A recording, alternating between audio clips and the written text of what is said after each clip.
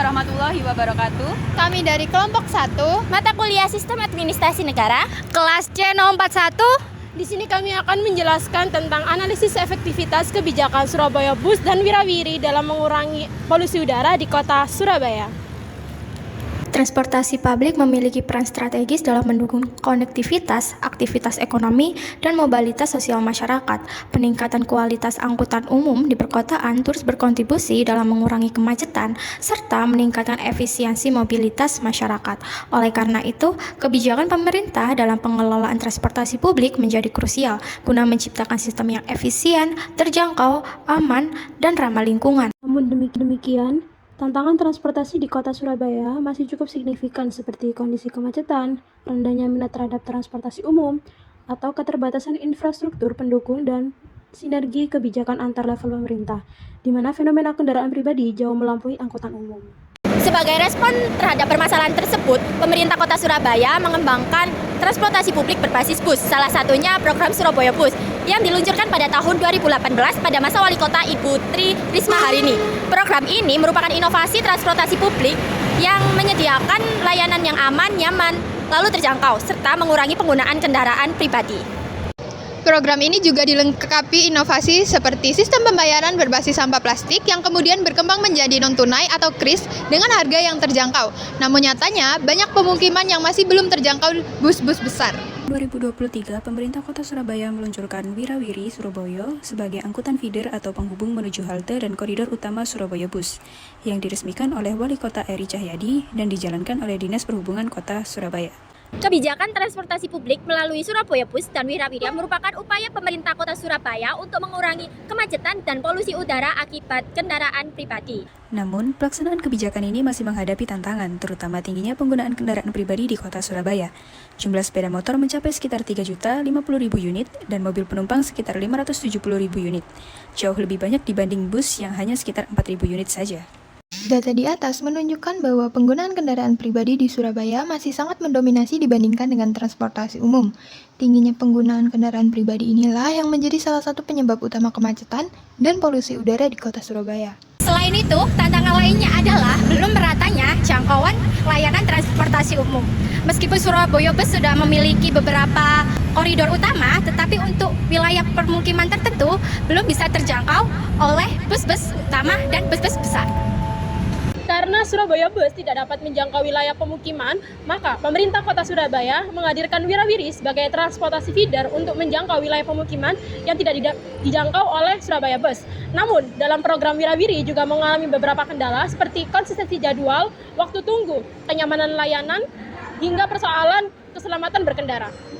Tim Kerja Perencanaan dan Pengembangan Angkutan pada bidang angkutan di Dinas Perhubungan Dishub, Kota Surabaya, Ismanto mengatakan bahwa saat ini Feeder Wirawiri Surabaya memiliki 102 unit armada termasuk cadangan yang melayani 11 rute pada 2026. Namun, jumlah tersebut belum mencukupi untuk menjangkau seluruh wilayah kota. Secara teori, kebijakan transportasi publik bertujuan untuk menciptakan sistem transportasi yang efisien, terintegrasi, mudah diakses, dan mampu mengurangi penggunaan kendaraan pribadi. Wirawiri dan Surabaya Bus juga diharapkan mampu menjadi solusi kemacetan serta mengurangi polusi udara di Surabaya. Namun, realita yang terjadi di lapangan menunjukkan bahwa tujuan tersebut belum sepenuhnya tercapai. Meskipun jumlah pengguna Surabaya Bus dan Wirawiri terus meningkat, tetapi kendaraan pribadi masih tetap mendominasi aktivitas masyarakat sehari-hari.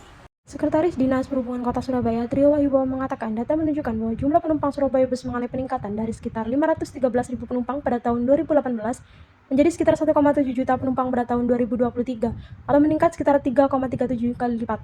Peningkatan ini dipengaruhi oleh berbagai inovasi seperti pembayaran digital KRIS, tarif yang terjangkau, serta pengembangan integrasi layanan transportasi.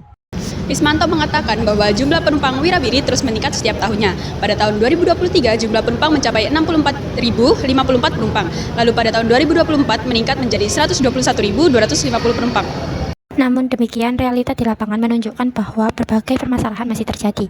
Masyarakat masih menganggap kendaraan pribadi lebih praktis dan fleksibel.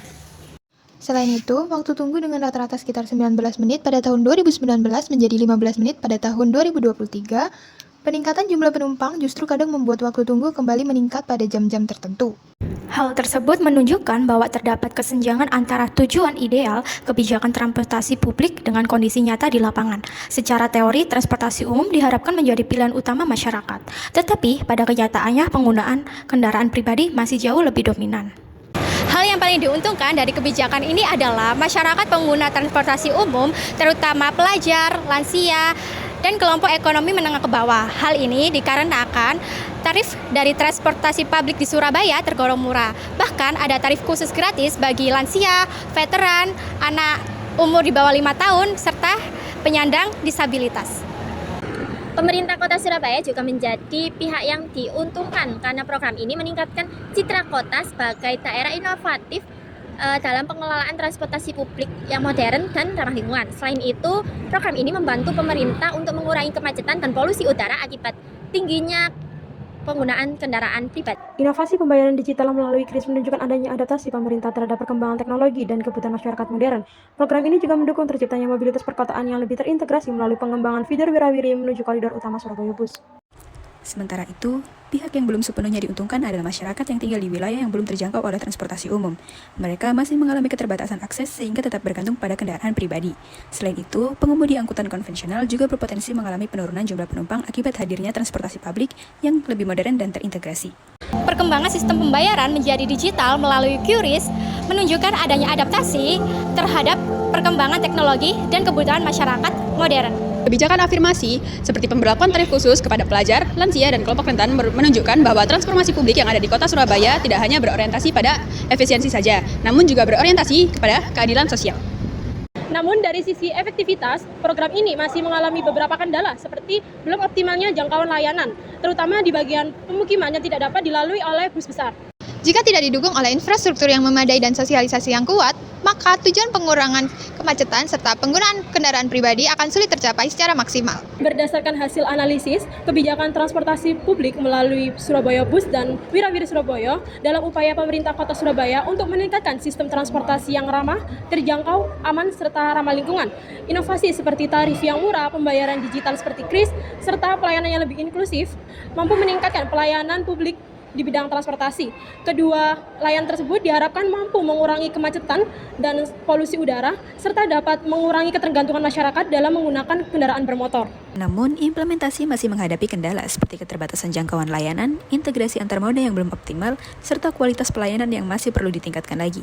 Hal ini membuat minat masyarakat dalam menggunakan transportasi publik belum maksimal, sehingga diperlukan pengembangan layanan dan dukungan masyarakat agar transportasi publik menjadi pilihan utama yang lebih efektif dan berkelanjutan. Solusi yang dapat dilakukan untuk mengatasi permasalahan tersebut yaitu yang pertama adalah memperluas jangkauan dan meningkatkan efisiensi transportasi publik. Pemerintah dapat melakukan penambahan koridor, armada, dan juga memperkuat integrasi antar Wirawiri, Surabaya Bus, dan juga moda transportasi lainnya agar mobilitas masyarakat dapat lebih mudah dan efisien. Yang kedua, meningkatkan kualitas pelayanan dan infrastruktur pendukung. Perbaikan kualitas pelayanan, ketepatan waktu, serta penyediaan fasilitas yang nyaman akan membuat masyarakat merasa aman dan tertarik untuk menggunakan fasilitas umum. Yang ketiga, meningkatkan edukasi dan partisipasi masyarakat seperti bersosialisasi mengenai manfaat transportasi publik untuk mendorong perubahan pola pikir masyarakat agar lebih terbiasa menggunakan transportasi publik daripada kendaraan pribadi.